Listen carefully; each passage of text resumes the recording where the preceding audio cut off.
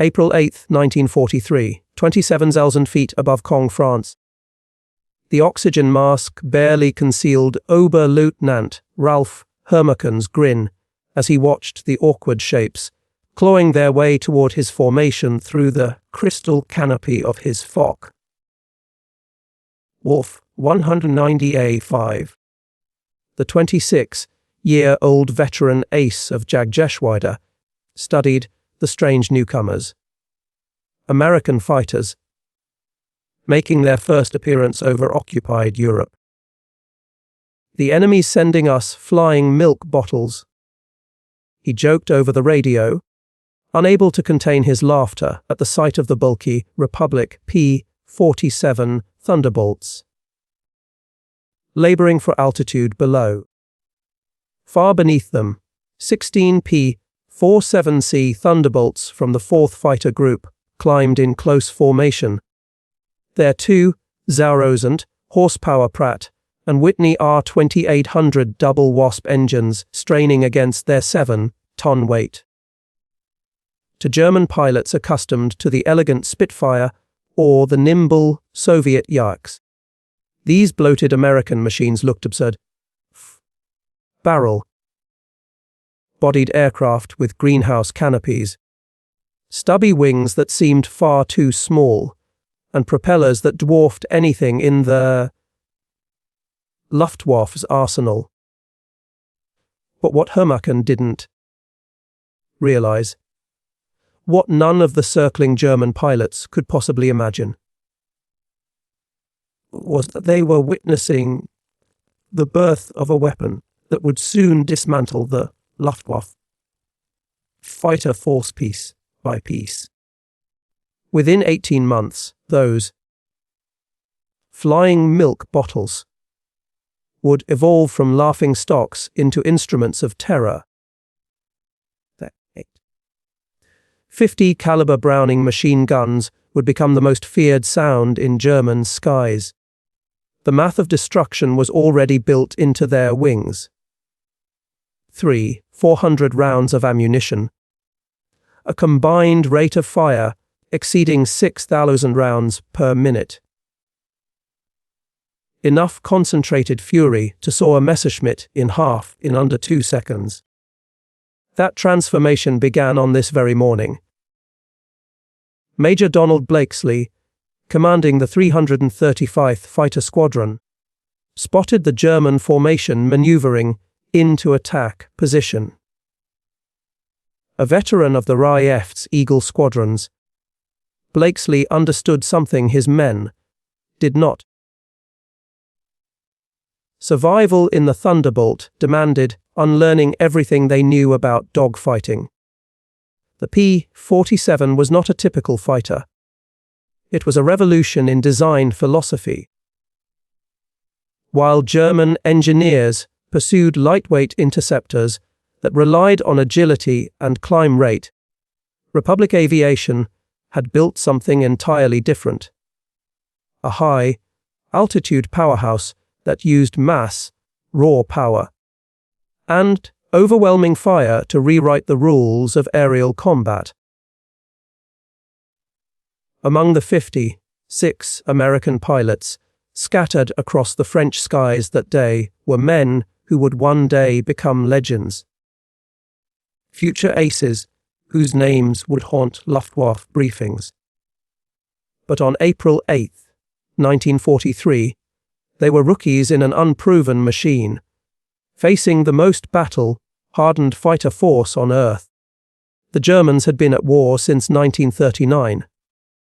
Veterans of Poland, France, Britain, and the Eastern Front.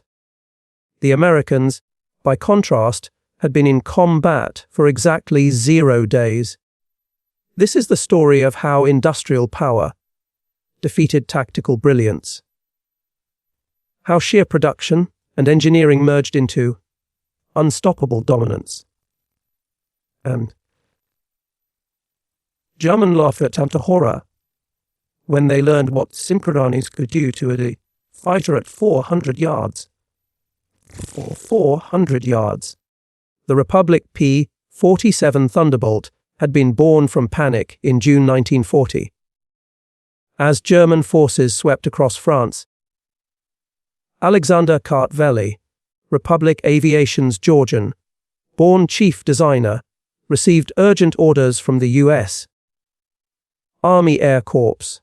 They wanted a high-altitude interceptor capable of matching the Luftwaffe's best. Kartveli instead conceived a monster. "It will be a dinosaur," he told his design team, but a dinosaur with good proportions. When the XP-47B prototype first flew on May 6, 1941, it shocked everyone who saw it. At 900 pounds empty, it weighed 65% more than its predecessor, the P-43 Lancer. Its enormous turbo supercharger system, routed through the rear fuselage, gave it an almost swollen look, prompting test pilots to ask the same question. Does this thing actually fly? It did. And it flew like nothing else at altitude, powered by the Pratt & Whitney R2800 double wasp, an 18-cylinder radial engine producing 2,000 horsepower. The Thunderbolt maintained full power, even at 27,000 feet, where most German fighters choked for air. Its turbo supercharger, fed by exhaust gases, delivered sea-level performance in the stratosphere, an unprecedented feat.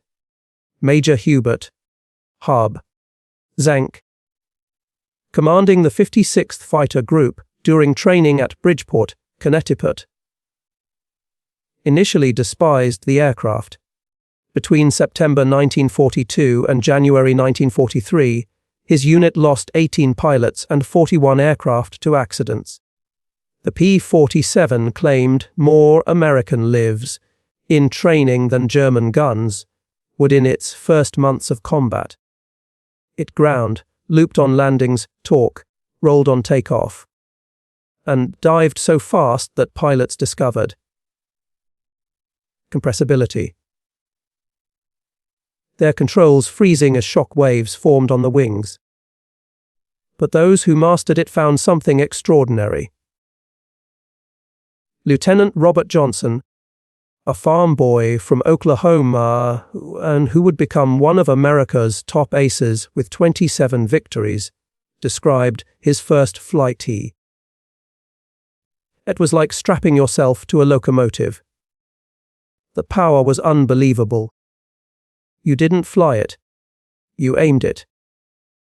And in the skies over France, during those early encounters of April and May 1943, the Germans' laughter began to fade, replaced by the sudden, terrifying realization that these milk bottles were here to stay.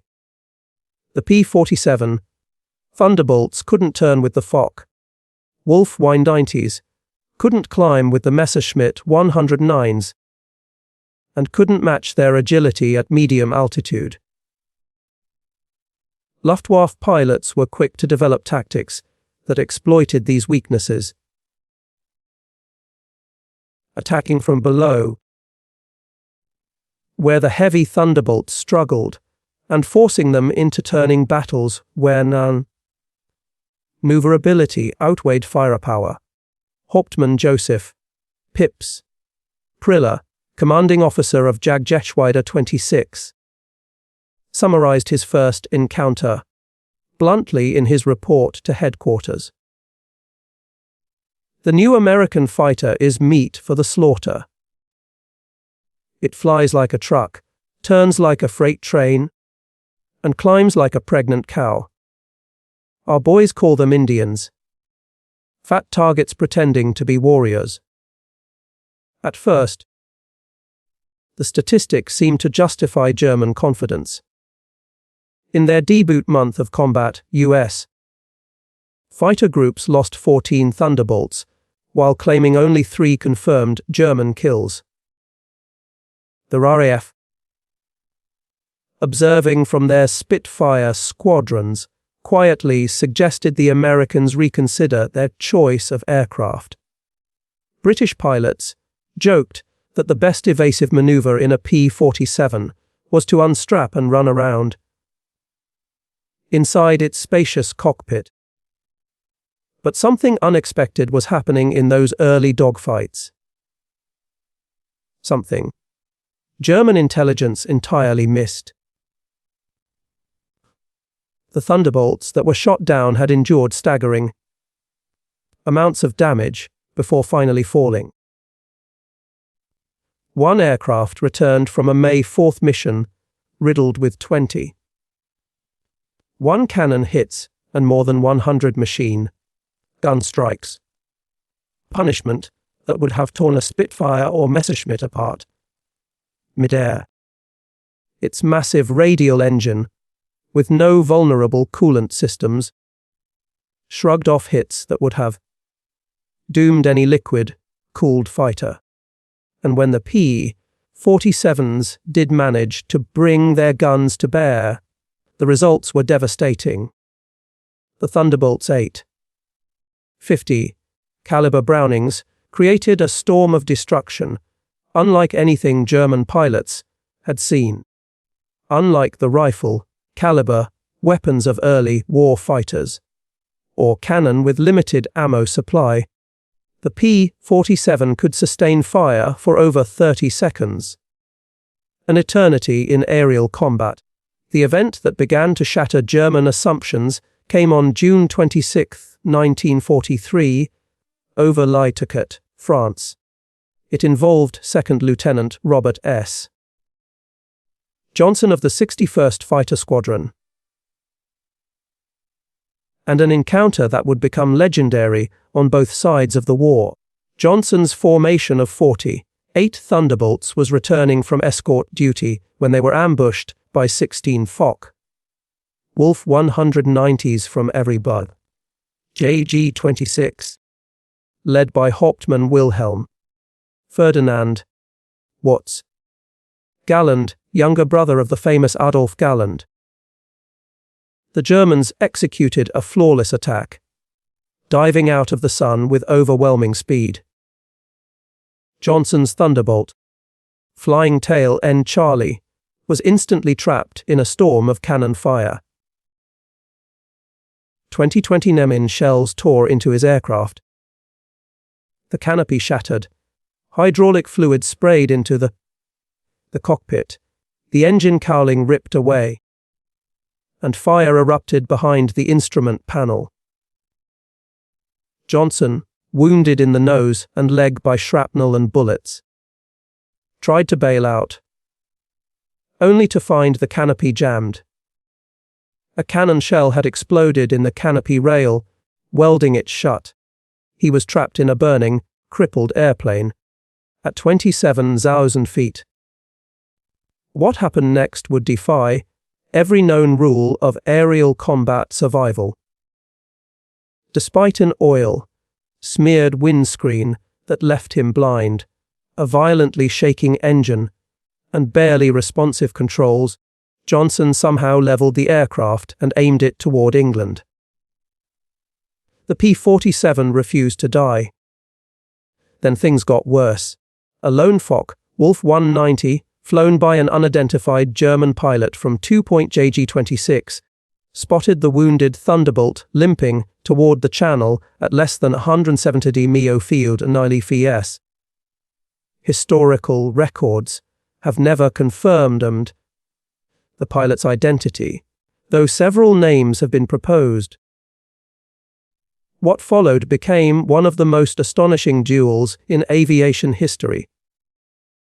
The German lined up behind Johnson's crippled fighter and opened fire with his 4 20 Medred cannons and 2 13 Medal Emin machine guns. Unable to maneuver, Johnson hunched behind the armor plate and prayed. The Thunderbolt absorbed every cannon shell. Then the German repositioned and fired again, exhausting his cannons, switching to machine guns. Still, the P-47 flew on. He pulled alongside, staring in disbelief at the battered wreck that refused to fall. Johnson could see his face clearly. Young, blonde, his expression shifting from confidence to confusion, and finally to something like fear. The German lined up once more, emptied the rest of his ammunition into the Thunderbolt, then pulled alongside again. He shook his head slowly, offered a brief salute, and peeled away. Likely out of ammo, Johnson's Thunderbolt somehow made it to Manston. The engine died on the runway. His crew chief stopped counting bullet holes after reaching 200. One cannon shell had exploded inches from Johnson's head. Another had detonated against the armor plate behind his seat. The engine had taken multiple direct hits. Control cables were frayed. 3 of the 4 main fuselage longerons, the aircraft's spine, were shot through. Yet it had brought him home. The survival of Johnson's P-47 stunned both sides. American engineers, examining the wreckage, realized they had underestimated their own creation. German intelligence at first refused to believe the reports from Jägergeschwader 26, until pilot testimonies confirmed what seemed impossible. The Thunderbolt had taken everything the Luftwaffe's best could throw at it, and lived. By July 1943, American pilots were beginning to unlock the P-47's true potential. Lieutenant Colonel Hubert Hub Zemke, commander of the 56th Fighter Group, summarized the lesson learned through brutal experience. Don't turn with them. Don't climb with them at low altitude. Use your weight. Use your power. Use your guns. What had once been seen as the P-47's weakness, its enormous mass, became its greatest strength. In a dive, nothing could touch it. From 30,000 feet, a Thunderbolt could reach 550 miles per hour. Faster than any German fighter, even in a vertical descent. That speed could then be converted into altitude in a steep zoom climb that left pursuers far behind. Captain Walker, Bud Mahurin, who would become one of America's first aces in Europe, refined this strategy into what became known as boom and zoom tactics, though pilots had a simpler name for it: the Thunderbolt turkey shoot. Instead of dogfighting, P-47 formations climbed to 30,000 feet, higher than German aircraft could perform effectively. When the Luftwaffe appeared below, the Thunderbolts would roll inverted and dive, reaching such blistering speeds that no German could aim accurately in defense. At the base of these dives, the American heavy machine guns roared to life. Survivors described it as flying into a wall of lead. The combined firepower created an inescapable cone of destruction. Aircraft caught inside didn't just fall, they disintegrated. The true demonstration of this firepower came on August 17, 1943, during the dual raids on Schweinfurt and Regensburg, the deepest American penetration into Germany up to that point. The mission revealed both the Thunderbolt's limitations, its range, even with drop tanks, and its terrifying lethality when used correctly. Major David Stilling, leading the 62nd Fighter Squadron, encountered a formation of twin-engine Messerschmitt Bf-110 destroyers, heavy fighters armed with cannons and rockets to attack B-17 bombers. Stilling's flight of 4 Thunderbolts rolled into a dive from 28,000 feet. Unterscharfu Herr Hinrich Roth, a surviving gunner from one of the Bf 110s, later described the attack during interrogation. The American fighters came down like hammers from heaven. I opened fire at 800 meters. Good hits. I saw the round strike his wing. But the P-47 didn't even flinch. Then he fired. The aircraft ahead of us simply disintegrated. It wasn't shot down. It was annihilated. The wings tore away.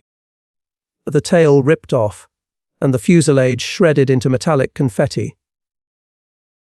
In less than 2 seconds, a Bf 110 ceased to exist. 8 Messerschmitt 110s and 109s were destroyed in under a minute. German pilots had never witnessed such overwhelming firepower. Each P-47 carried 425 rounds per gun, a total of 400 rounds, nearly 900 pounds of ammunition. At the typical convergence range of 300 yards, all 8 Browning .50 caliber machine guns focused their ballistic paths into a 6-foot wide sphere of destruction. Anything caught inside that zone was struck by 100 half-inch projectiles per second, each traveling at nearly 900 feet per second. The ammunition itself was a testament to American industrial might. While German fighters carried only 120-200 rounds for their 20mm cannons, often enough for just a few seconds of fire. American pilots could unleash a steady barrage for over 30 seconds. Practically an eternity in a dogfight. Their standard ammunition belts mixed armor, piercing incendiary, tracer, and ball rounds in patterns engineered to pierce, ignite, and obliterate. Lieutenant Colonel Francis Gabreski, who would become the top U.S. ace in Europe with 28 victories, summed it up perfectly. When you hit them with all 8, they don't just go down. They explode. I saw a 109 literally split in half, the tail spinning one way, the nose another. The pilot never knew what hit him. By September 1943, the Luftwaffe was learning another terrifying truth about the Thunderbolt. It thrived where their fighters suffocated. The P-47's turbo, supercharged double Wasp engine maintained full power up to 30,000 feet, while German engines relying on mechanical superchargers wheezed out above 25,000. Oberleutnant Heinz Philipp, one of Germany's most celebrated aces, with 206 victories, learned this lesson fatally on October 8, 1943. Leading Jagdgeschwader 1 against a B-17 formation at 28,000 feet over Bremen, Philipp found his Fock Wolf Wind-A 6 sluggish and unresponsive in the thin air. The BMW 801 engine that roared at medium altitudes was gasping for breath nearly 6 miles above Earth. When Thunderbolts of the 56th Fighter Group dove on his formation from 32,000 feet, the German fighters were helpless targets. Robert Johnson, now a seasoned pilot well on his way to ace status, spotted Philipp's distinctively painted F-Deru 190 at 31,000 feet. His combat report was precise. Opened fire at 300 yards, 30-degree deflection. Observed strikes along the entire fuselage. Enemy aircraft exploded. No parachute observed. Philipp's death sent shockwaves through the Luftwaffe. If one of their finest, a man who had flown over 500 missions across both fronts, couldn't survive a fight with a Thunderbolt. What hope did others have? The German High Command immediately ordered an investigation into the P-47's performance. The report delivered to Reichsmarschall Hermann during in November 1943 was grim. The Thunderbolt's service ceiling exceeded 42,000 feet, higher than any German fighter could reach. Its dive speed approached the sound barrier. It carried 308-inch steel armor behind the pilot, 1x2-inch bulletproof glass, and armored deflectors around the engine. Most alarmingly, its rugged airframe could sustain damage that would destroy 3 conventional fighters and still return to base. Then in January 1944, a new variant arrived in England, the P-47D-22, and it completed the transformation from joke to juggernaut. This model introduced a Hamilton, standard hydromatic paddle, blade propeller, 13 feet in diameter, with broad blades that bit into the air like giant oars. The effect was immediate and dramatic.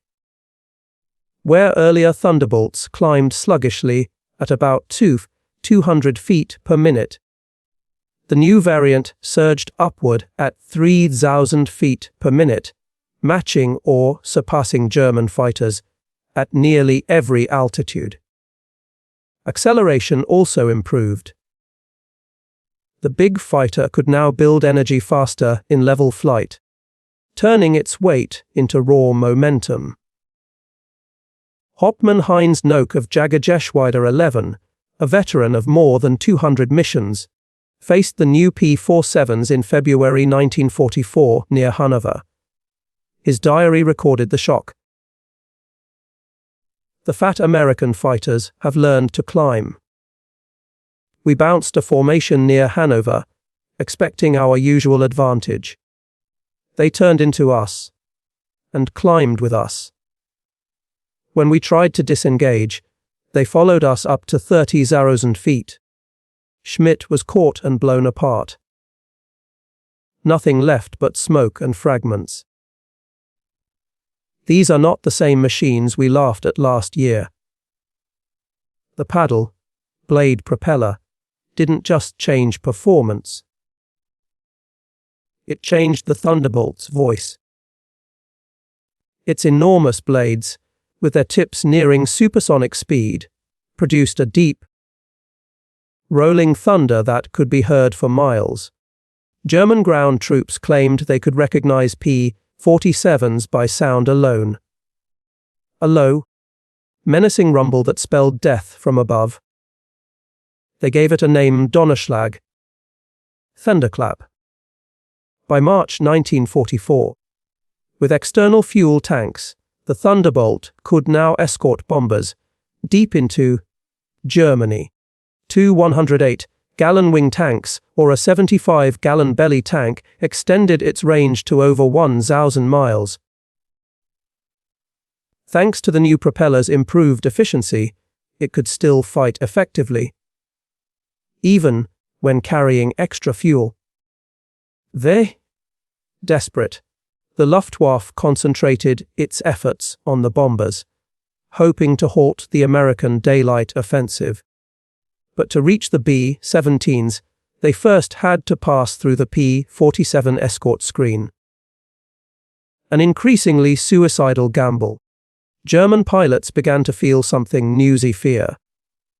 Major Gun Roll, one of Germany's highest, scoring aces with 275 victories, mostly on the Eastern Front, survived a Thunderbolt encounter on March 6, 1944, that left him badly wounded. He later recalled in an interview, "We saw them above us, fat silhouettes against the sun. Someone laughed and said, 'Here come the flying pigs.' Nobody laughed 30 seconds later. They came down like an avalanche, faster than we could react. The first pass destroyed 3 of our fighters. Gone. Turned into fireballs. Their guns didn't stutter. Like ours, they poured out continuous streams of lead. Getting caught in that stream meant instant death. These escort missions revealed another Thunderbolt advantage: endurance. While German fighters burned fuel rapidly at full power, the P-47's massive radial engine could cruise efficiently at high altitude. The Thunderbolts could stay with the bombers for hours, rotating top cover and still returning with fuel to spare. By the spring of 1944, as P-51 Mustangs took over long-range escort duties, the P-47 found a new calling: ground attack. Its transformation into the most feared aircraft in the German arsenal began in earnest in April 1944, as the Allies prepared for the invasion of France. The same 8 heavy machine guns that had shredded fighters in the air now turned their fury toward the ground. Armor-piercing incendiary rounds easily pierced the thin top armor of German tanks and vehicles, while the sheer volume of fire obliterated soft targets in seconds. A 2-second burst unleashed 160 half-inch projectiles into an area the size of a truck. Then came the next evolution: bombs and rockets. The P-47D-25 could carry 2 1,000-pound bombs under its wings and another 500-pounder beneath the fuselage, a payload equal to that of early war medium bombers. Later models added zero-length rocket launchers for 10 5-inch HVRs, each equivalent to a 105 Dive artillery shell. Oberst Hans von Luck, commanding the 125th Panzergrenadier Regiment during the Normandy campaign, experienced those attacks firsthand.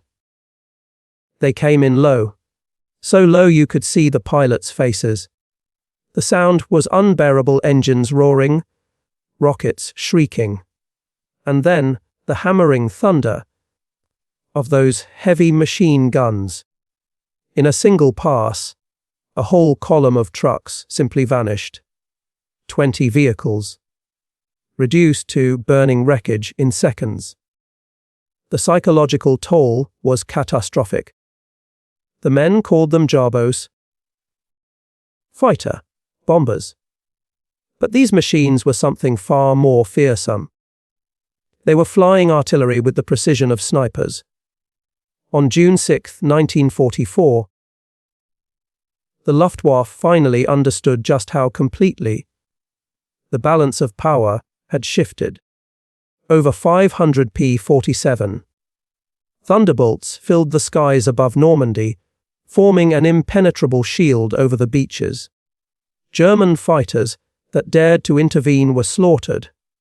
Oberleutnant Wolfgang Fischer of Jagdgeschwader II, one of only 3 German pilots to even reach the beaches that day, recalled grimly. The sky belonged to the Americans. Thunderbolts were layered from sea level to 30,000 feet. We tried to break through at dawn. 12 fighters from our group. I was the only one who came back. The P-47s were everywhere. You couldn't climb above them. You couldn't dive below them. Their guns turned our aircraft into aluminum rain.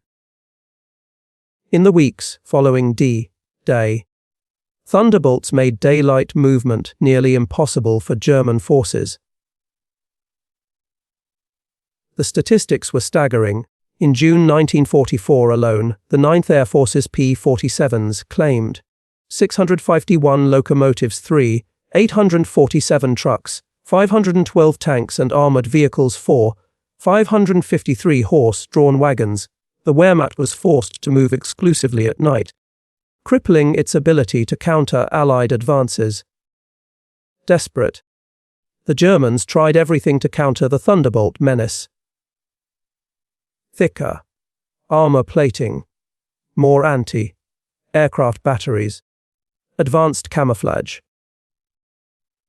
Nothing worked. The P-47's mix of speed, armor, and firepower made it almost untouchable. Even the dreaded 88 mm flak guns struggled to track and hit the fast, moving Thunderbolts skimming low over the countryside. While wreaking havoc across Europe, the P-47 was also proving its worth on the opposite side of the world. In the Pacific theater, operating from the jungles of New Guinea, the 348th Fighter Group quickly realized the Thunderbolt was perfectly suited for the Pacific's long distances and brutal conditions.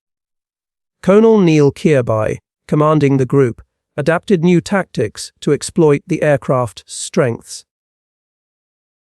On October 11, 1943, Kirby led just 4 P-47s against 40 Japanese fighters near Wewak. He personally shot down 6 enemy aircraft in one mission, earning the Medal of Honor. Japanese pilots, used to light and agile American fighters like the P-40 and P-39, were stunned by the Thunderbolt's power and resilience. Ace Sabur Sakai, who faced P-47s over New Guinea, later wrote, "We called them monsters. Our 20 mm cannon, which could tear apart a P-40 with a few hits, had no effect. I poured dozens of shells into one Thunderbolt and watched it fly away. Their return fire was horrifying. Streams of heavy bullets that ripped our planes to pieces." To meet the Pacific's demands, engineers developed the P-47 a long-range variant with wet wings, carrying 93 gallons of fuel each, extending its range to over 300 miles. This version could escort B-29 superfortresses all the way to Japan, transforming what had once been a short-legged interceptor into a true long-range weapon. The Thunderbolt's ultimate vindication, however, came when it faced the future. German jet fighters. The Messerschmitt Me-262, capable of over 540 mm face, should have been untouchable by piston aircraft. Yet P-47 pilots discovered 2 moments of vulnerability: during takeoff and landing, and when diving from high altitude. On November 27, 1944, Lieutenant Colonel John C. Meyer of the 357 Fighter Group became one of the first Allied pilots to down an Me-262 in a P-47. Diving from 28,000 feet, his Thunderbolt reached nearly 500 miles, fast enough to close the distance. The jet pilot, overconfident in his speed, never saw the Thunderbolt coming until Meyer opened fire from 400 yards. Meyer's after-action report read: "The enemy aircraft disintegrated under fire. Large sections, including both engines, separated from the fuselage. The pilot did not escape. The concentrated fire of 8.50 caliber guns proved more effective against jets than we ever expected." By early 1945, the US had deployed specialized P-47M variants designed to intercept jets and V-1 flying bombs, with water methanol injection boosting the double wasp to 800 horsepower and aerodynamic refinements pushing top speeds to 470 mph at 30,000 feet. These Super Thunderbolts could even chase jets under the right conditions. Major George Bostwick, commanding the 63rd Fighter Squadron, downed 2 Me-262s in March 1945. His tactical summary was blunt: "The jets are faster. but they can't turn, and they can't take punishment. One good burst and they come apart like paper. They have to slow down to attack bombers. That's when we get them. The ultimate test of American air power came on January 1st, 1945, during Operation Bodenplatte, the Luftwaffe's desperate attempt to destroy Allied air forces on the ground. Nearly 900 German fighters, including their best remaining veterans, launched surprise raids across Belgium and the Netherlands. At Y-34 airfield near Metz, home of the 365th Fighter Group, the attack initially succeeded. 22 Thunderbolts were destroyed on the ground, along with several other aircraft. A captured German pilot, brought before the base commander, pointed to the smoking wrecks and sneered. "What do you think of that?" Major George Brookings' reply became legendary across the 9th Air Force.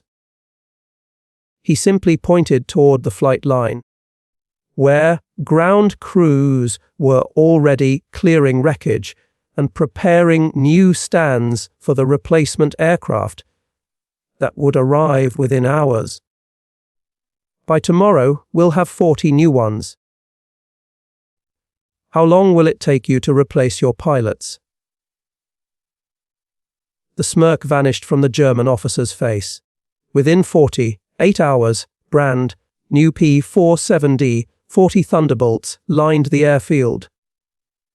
Flown straight from depots in England. During Operation Bodenplatte, the Luftwaffe lost 271 aircraft and 213 pilots, including irreplaceable instructors and squadron leaders. Losses they would never recover from. The Americans, by contrast, lost 134 aircraft across all targeted bases, and replaced every single one within a week. The numbers alone told the story of inevitable defeat. Republic Aviation built an astonishing 15,683 Thunderbolts during the war, more than any other American fighter. At the height of production, the Farmingdale factory on Long Island completed one P-47 every hour, running day and night.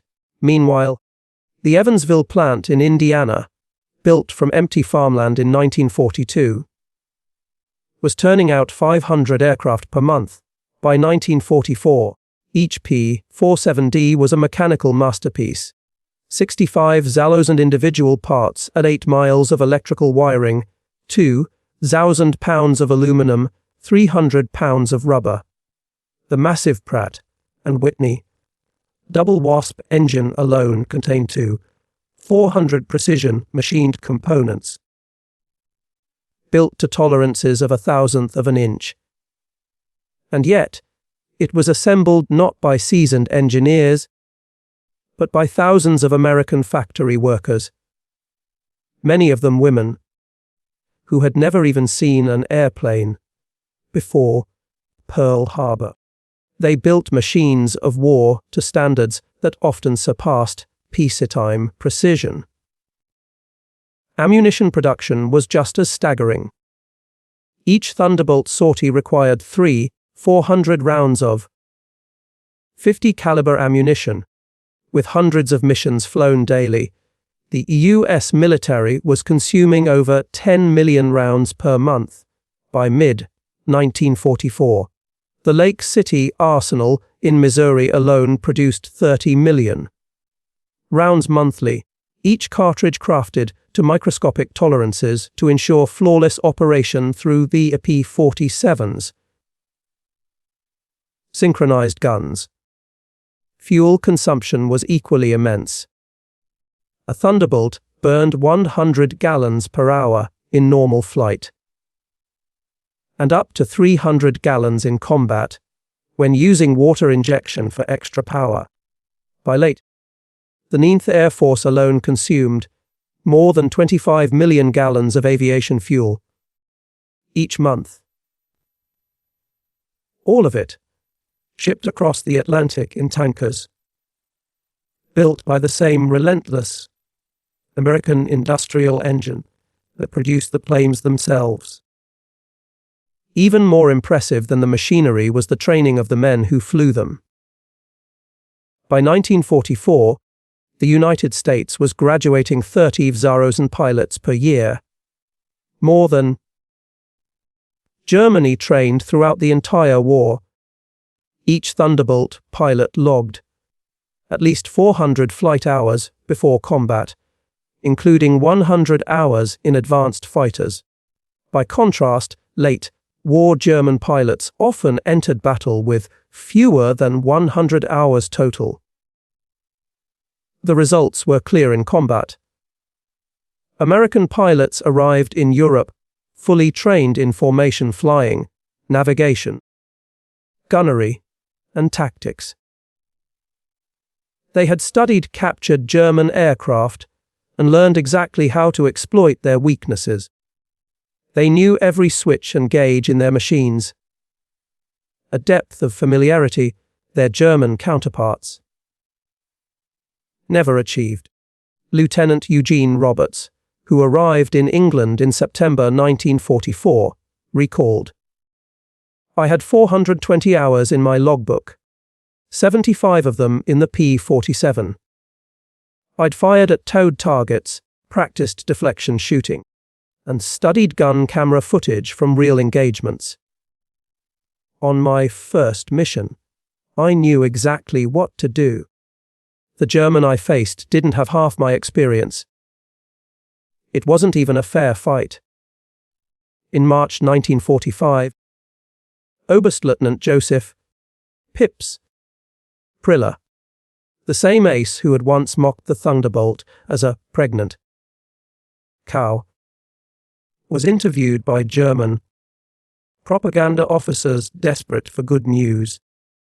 His comments were so demoralizing that they were never published. "The Thunderbolt," he said, "is the best fighter bomber ever built. Its firepower is beyond anything we've seen. Guns that never jam, never overheat, never run dry in normal combat. It carries bombs like a medium bomber, fires rockets like artillery, and fights like a true fighter when needed. But more than the aircraft itself, it represents America's limitless production. They lose 10, they build 20. We lose one, and it's gone forever. Their pilots are better trained than our instructors. They have fuel for training, ammunition for practice, and spare parts for everything. We have only courage, and courage without resources is just a slower defeat." We laughed at them in 1943. We're not laughing now. When you hear those guns, you know death has come calling. The sound haunts us. Mechanical, precise, unstoppable. Like everything American, it's a machine of overwhelming material power. They didn't beat us with better tactics or braver men. They buried us under an avalanche of steel and lead. Who by April 1945, the Luftwaffe existed mostly on paper. Fuel shortages kept most aircraft grounded. Veteran pilots were dead or captured. Airfields lay in ruins. And even if Germany had possessed more planes and fuel, it would have made no difference. The skies belonged to the Thunderbolts. Every altitude, from the ground to 40,000 feet, was their domain. Feldwebel Klaus Brechtholder, one of the last pilots trained in 1945, described his only mission over Leipzig. A battle that lasted just 12 seconds. They came diving from above. 4 Thunderbolts in perfect formation. I tried to turn, but they were too fast. The leader opened fire from 500 meters. My aircraft shook like it was being beaten by hammers. The engine exploded. The wing tore away. I barely escaped. Hanging in my parachute, I watched them destroy my entire staffel. 6 fighters gone in under a minute. The sky rained burning aluminum and bodies. The psychological toll was absolute. Luftwaffe medical officers coined a term for it. JBO, fever. Fighter, bomber, fever. A physical stress reaction, triggered simply by reports of Thunderbolts nearby. Veteran pilots who had fought Spitfires and Hurricanes without fear would fall ill before missions against P-47ers. Ground troops panicked at the first rumble of their engines. A sound that meant only one thing: find cover or die. The statistics of P-47 operations defied belief. In Europe alone, Thunderbolts destroyed 752 enemy aircraft in the air, 315 on the ground, and 86,000 railway cars, 9,000 locomotives, 6,000 armored vehicles, 68,000 trucks, 60,000 horse-drawn transports in the Pacific. They added 697 Japanese aircraft in aerial combat, 150 destroyed on the ground, 500 vehicles, and 150 locomotives, plus countless ships, barges, and installations. The 9th Air Force, primarily equipped with P-47s, flew over 213 Zorros and combat sorties, dropped 120,000 tons of bombs, fired 135 million rounds, and launched 60,000 rockets. Thunderbolt units achieved a 4.6 to 1 kill ratio in aerial combat, while maintaining the lowest loss rate of any Allied fighter bomber. Behind those numbers lay the human cost.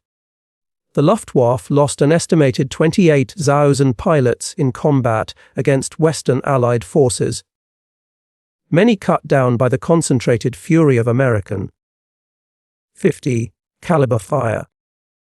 Each loss represented years of training Germany could never recover. By war's end, the average German pilot had fewer than 30 hours of combat experience, while the average Thunderbolt pilot had over 200. Captured records from the Luftwaffe Intelligence Center at Oberössel revealed a remarkable evolution in German assessments of the P-47. April 1943, large, unmaneuverable fighter.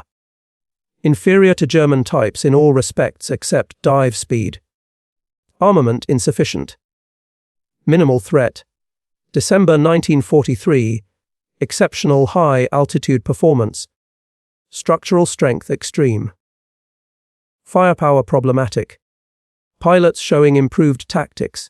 Significant threat above 25,000 feet. Boffer June 1944Z, dominant fighter, bomber. Superior to all German aircraft above 20,000 feet. Firepower devastating. Extremely difficult to shoot down. Critical threat at all altitudes. For March 1945, best fighter, bomber of the war. Firepower, durability, and performance unmatched. Pilot quality exceptional. Direct engagement, unsurvivable. In 1985, at a reunion of German and American fighter pilots in Phoenix, Arizona, former enemies met as old men. Not in battle, but in peace. Among them was General Lieutenant Adolf Galland, once the commander of the Luftwaffe's fighter arm. When asked about the P-47 Thunderbolt, his recorded response captured a moment of complete honesty and a striking reversal of perspective. "We made a terrible mistake in 1943, Galland admitted. "We saw this big, heavy fighter and laughed. We said, 'The Americans don't understand air combat. They've built a bomber and called it a fighter. But we were the ones who didn't understand. The Americans weren't trying to build a European fighter. They built an American one, designed for production, firepower, and survival. They knew that in a war of attrition, the aircraft that could take punishment and still strike back would prevail. And they were right. Galland went silent for a moment, then continued. The first time I flew a captured P-47 after the war, I understood everything. The power was incredible. It climbed like it was being pulled toward the sky. The cockpit was comfortable, the visibility excellent, the controls precise. It was a pilot's aircraft, wrapped in armor. But what truly stunned me was realizing that America built over 15,000 of these machines while fighting a two-ocean war. Each one had an engine more complex than anything Germany ever produced. Yet they built them faster than we could turn out our simplest fighters. That's when I knew. We never had a chance. He smiled faintly. Those guns, we called them Roosevelt's piano because of the sound they made. Once you heard that tune, you never forgot it. Many of my friends heard it for the last time. The P-47 Thunderbolt didn't just defeat the Luftwaffe. It obliterated it. Its design embodied American industrial philosophy. Brute force engineering backed by limitless resources. Every part was overbuilt, overpowered, and over-engineered. The wing spars could bear 40,000 pounds, nearly 3 times the plane's loaded weight. The engine mount could endure 12 Gs. The control cables were doubled throughout, each with automatic backups. The ammunition system itself was a marvel. 8 ammunition boxes, each holding 425 rounds, fed by electric boost motors to prevent jams during violent maneuvers.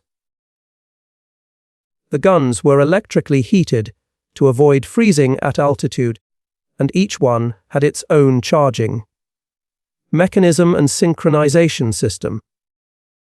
Even the gun convergence could be tuned from 150 to 400 yards to match a pilot's preferred range of destruction. Some German veterans later claimed the P-47 triumphed by quantity, not quality. That their fighters were technically superior, merely overwhelmed by numbers. But the combat records tell a different story. In fights where numbers were equal, Thunderbolt still won. Consistently. Their 8 heavy machine guns, dismissed early on as inferior to cannons, proved far more effective in real combat. Gun camera analysis showed why.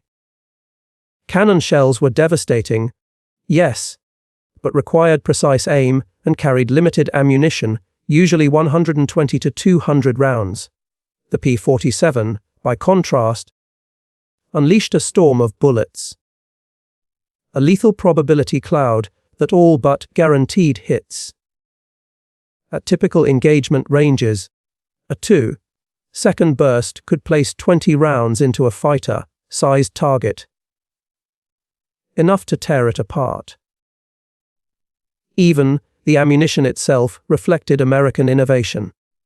The .50 caliber armor, piercing incendiary rounds used a delayed action fuse, ensuring they penetrated before detonating. When they did, the incendiary core burned at 3,000 degrees F, hot enough to melt aluminum and ignite fuel tanks. German 20 mm shells, though heavier, often exploded on impact, producing impressive flashes but at times, only superficial damage. The P-47 Thunderbolt remains the heaviest single-engine piston fighter ever mass-produced. Its empty weight, 10,000 pounds, exceeded the gross weight of some twin-engine aircraft. Its mighty Pratt & Whitney engine produced more power than entire bomber formations from the previous war, and its 8 guns delivered more firepower than an infantry platoon. Yet these machines were built by the thousands, flown by young men, barely out of high school, and maintained by mechanics trained in a matter of weeks. The transformation in German opinion, from laughter to fear, took less than 2 years. By 1945, that flying milk bottle had become the most feared aircraft in the Luftwaffe's experience. Veterans who once faced Spitfires, Hurricanes, and Yaks without hesitation spoke of the Thunderbolt in hushed tones. Even decades later, at the U.S. Air Force Museum in Dayton, Ohio, a gleaming P-47D stands among other legends of the air war. Its placard lists statistics, specifications, and honors. But the truest story lies in a small display beside it, a few spent, a .50 caliber casings, and a strip of gun camera film showing a Fock Wolf 190 exploding into fragments. Beneath the display, a simple quote from a German pilot, taken from a 1945 interrogation report, says it all. We laughed when we first saw them. Fat, ugly American fighters that couldn't turn, couldn't climb, couldn't fight. We stopped laughing when we realized they didn't need to turn or climb. They just pointed those guns at you, and you ceased to exist. The laughter died with our comrades. The P-47 Thunderbolt entered combat as an object of mockery, and ended the war as an instrument of annihilation. Between those two moments, 8 synchronized Browning machine guns rewrote the rules of aerial warfare and buried the Luftwaffe under an avalanche of lead. German pilots had laughed in April 1943. By May 1945, there were no German pilots left to laugh.